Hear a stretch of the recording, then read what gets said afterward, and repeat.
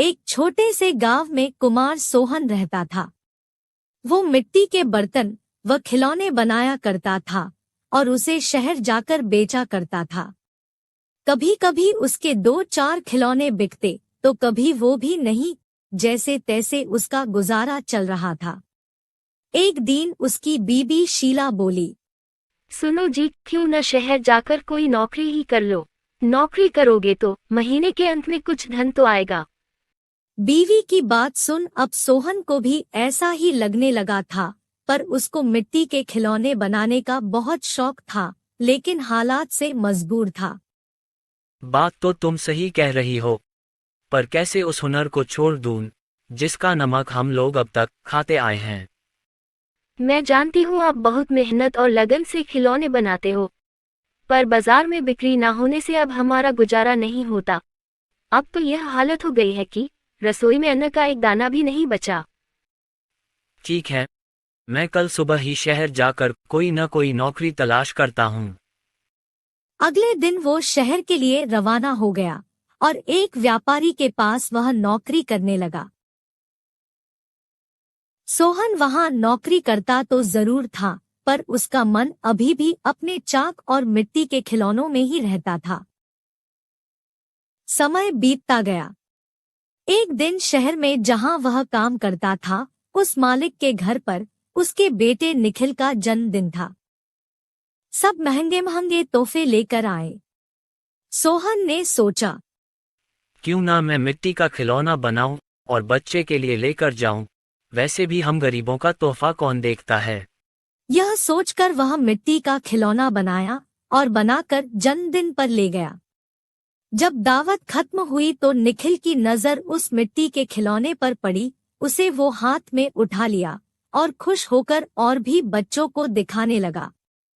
खिलौना सभी बच्चों को बहुत पसंद आया और जिद करने लगे कि उनको भी वैसा ही खिलौना चाहिए।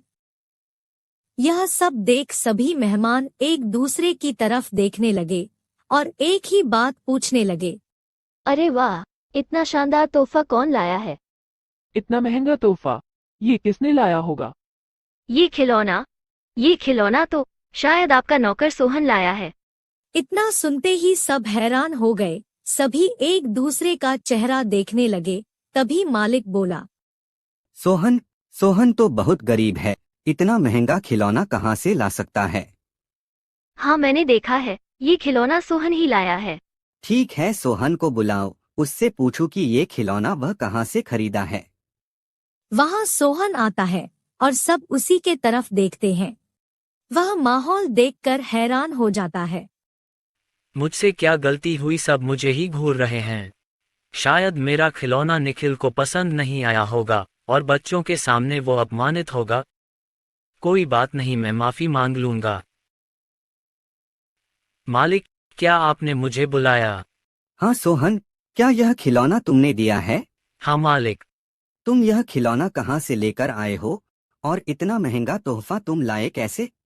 इतना सुन सोहन मन ही मन खुश होता है और मुस्कुराते हुए बोलता है, माफ कीजिएगा मालिक, ये कोई महंगा तोहफा नहीं है, यह मैंने खुद बनाया है। गांव में यही खिलौना बनाकर मैं अपने परिवार का गुजारा करता था, लेकिन इससे अब घर नहीं चलता, इसलिए आपके यहाँ नौकरी करने आया हूँ। अरे वाह, तुम क्या अभी है खिलौना बना सकते हो? और सभी बच्चे को तुम्हारा खिलौना बहुत पसंद आया है, इन्हें भी ऐसा ही खिलौना चाहिए। सोहन खुश होकर बोला, हाँ मालिक, बिल्कुल बना सकता हूँ। जब कल मैं आऊँगा तो खिलौना बनाकर लेते आऊँगा। अगले दिन सोहन ने शानदार रंग बिरंगे खिलौने बना कर दिए। यह देख मालिक ने सोचा, क्यों ना मैं खिलौने का भी व्यापार करूं। वह अपने बीवी से बोला, सुनीता, सोहन खिलौना बहुत अच्छा बनाता है, उसे खिलौना बनवाकर शहर में उसका भी व्यापार कर लें। उसे सोहन को उसके मनपसंद का काम भी मिल जाएगा और उससे अच्छी तनख्वाह भी मिल जाएगी, साथ ही साथ एक मोटी रकम हम भी कमा लेंगे। ये तो अच्छा विचार है जी। यह सोच मालिक ने सोहन को खिलौना बनाने के काम पर लगा दिया और बदले में हर महीने अच्छी खासी तनख्वाह देने लगा और रहने को घर भी दिया। यह सब पाकर सोहन और उसका परिवार बहुत खुश हो गया और सोहन को उसके मनपसंद का काम भी मिल गया। दोनों हंसी खुशी रहने लगे।